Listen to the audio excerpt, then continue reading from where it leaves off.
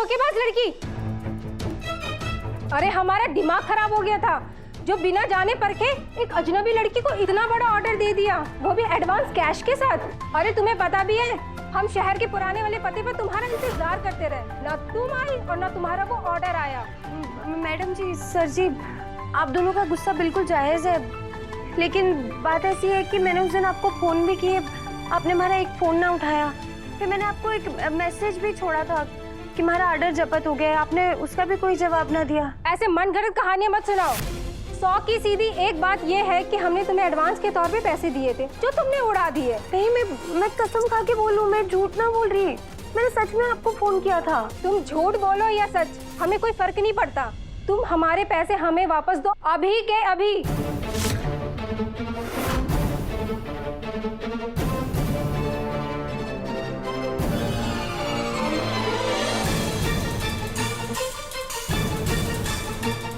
मैंने आपसे पहले कहा था, ये आजकल की लड़कियां शक्ल से इतनी भोली होती है ना, खुद देख लीजिए।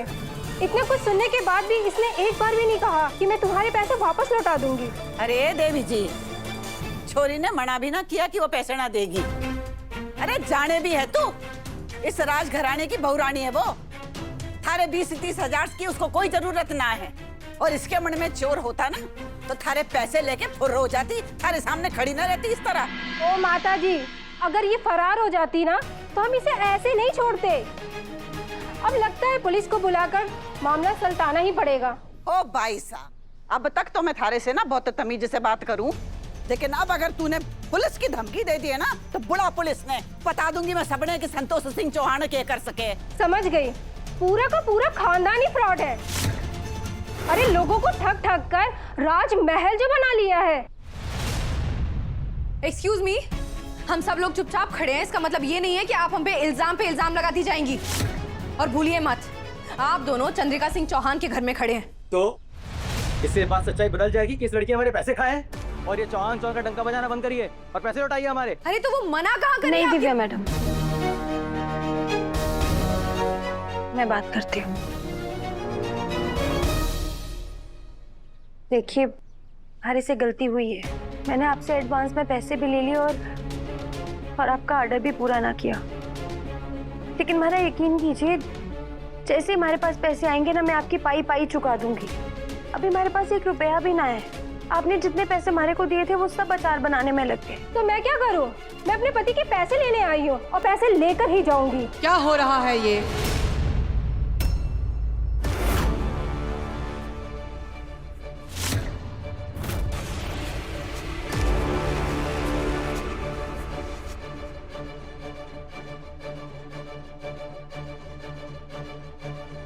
चलिए माना कि इसके पास पैसे नहीं है। अभी थोड़ी देर पहले ही माता जी ने सीना ठोक के कहा था कि ये लड़की हमारे घर की बहू है, तो क्या उसका छोटा सा कर्ज नहीं चुका सकती है?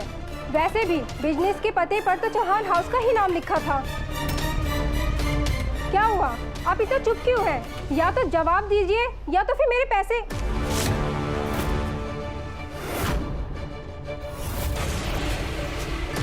सावित्री,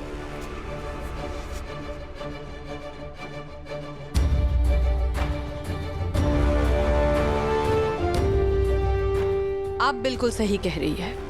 आपने पैसे हमारे चौहान हाउस की छत के नीचे दिए थे, तो अब इसका जवाब और पैसे दोनों हम ही देंगे।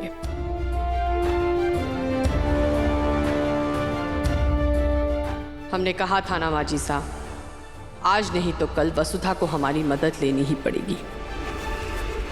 माफ कीजिएगा देवियों को, लेकिन ना आपको जवाब देने की जरूरत है और ना ही पैसे।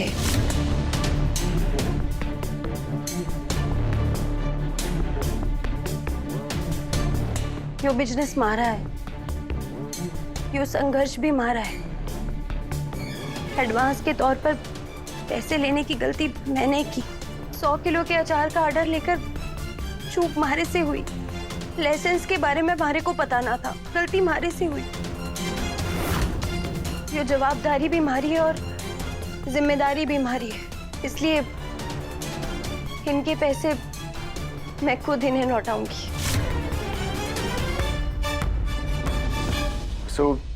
तुम मासा से पैसे नहीं ले सकती कोई बात नहीं, लेकिन तुम अपने पति से तो पैसे ले सकती हो ना।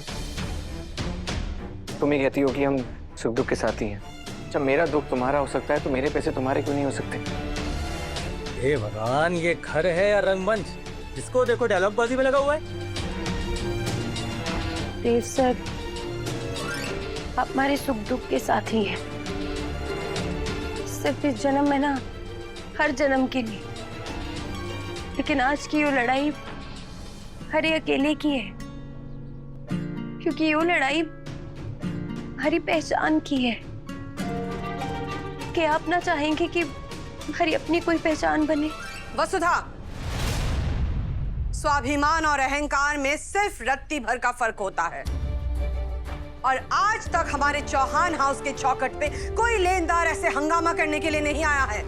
आज तुम्हारी वजह से सिर्फ हमारा नाम खराब नहीं हुआ है, बल्कि हमारी सालों की कमाई हुई इज्जत का भी मजाक बन रहा है। और जब हम पैसे देकर इस बात को रफा दफा करना चाहते हैं, तो तुम इस बात को खत्म करने के बदले इसे अहम की लड़ाई क्यों बना रही हो? हाँ देवी हुकुम,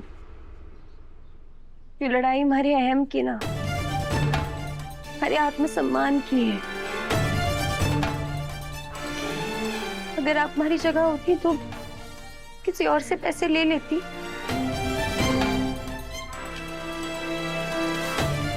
कंगन पर नजर डालो।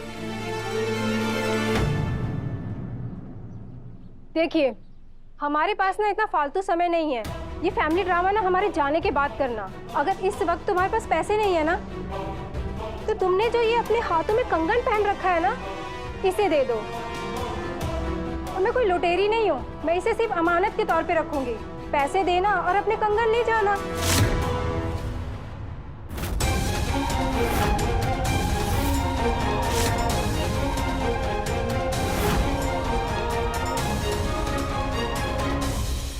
क्या हुआ? किस गहरी सोच में पड़ गई? पैसे देना और अपने कंगन ले जाना। ठीक है।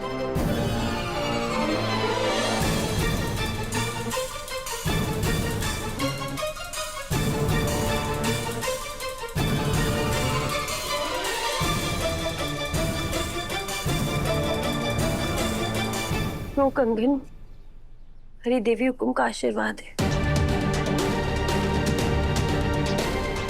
मैं खुद अपने पैसे कमाऊंगी और यो कंगन आपसे वापस लेकर जाऊंगी।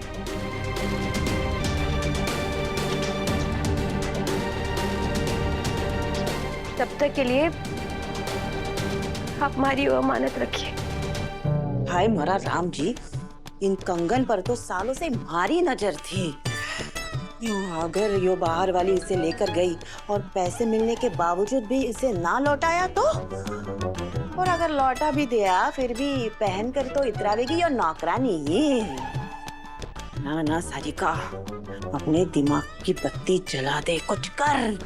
यो कंगन भी हासिल कर ले और फिर भाभीसा के सामने अपने नंबर भी बढ़वा ले।